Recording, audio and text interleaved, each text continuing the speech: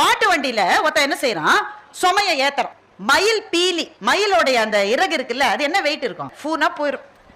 மயில் பீலி தானே, வெயிட்டே கிடையாதுன்னு ஒரு மூட்டை ஏத்துறான், 2 மூட்டை ஏத்துறான், 10 மூட்டை ஏத்துறான், 20 மூட்டை ஏத்துறான், 100 மூட்டை ஏத்திட்டான் பாவி. வள்ளுவர் சொல்ற, ஏ முட்டா பயலே, மயில் பீலியாகவே இருந்தாலும் கூட அளவுக்கு மீறி ஏற்றினால் அந்த சக்கரம் முறிந்து விடும். இதுதான் இந்த குறளுக்கு பொருள். பீலி பெய் சாகாடும் அச்சிரும் அப்பண்டம் சால மிகுத்து பெயின். ரொம்ப அதிகமா போட்டுட்டா உடஞ்சிரும். இந்த குறளை படிச்சப்ப எனக்கு என்ன புரிஞ்சது, ஒண்ணும் புரியும். சொல்றாரு ரொம்ப வெயிட் ஏத்தாதாங்கிறாரு. வண்டியில ஏத்துற வெயிட்ட பத்தி அவர் சொன்னாருன்னு நான் நினைச்சேன். எனக்கு உடல் நலம் கெட்டு போன போது எனக்கு தெரிஞ்சது அது வண்டிக்கு சொன்னதல்ல, வாழ்க்கைக்கு சொன்னது. என்ன தவிர வேற யார் எல்லாத்தையும் செய்ய முடியும் ஓடிட்டே இருக்காது. உன்னை யோசிச்சு பாத்தீங்களா, நாம இல்லாட்ட நாம இருந்தப்போ இருந்ததோட நல்லா நடக்குது வீடு. இதுதான் நான் தெரிஞ்சுக்கிட்டேன். மருத்துவமனையில இருந்து நல்லா தான் இருக்கு. ரொம்ப நான் தான் முதல்ல போய் நிக்கும் அந்த அம்மா எல்லாத்துக்கும் செய்யறாவ. அவ என்ன பைத்தியக்காரச்சி?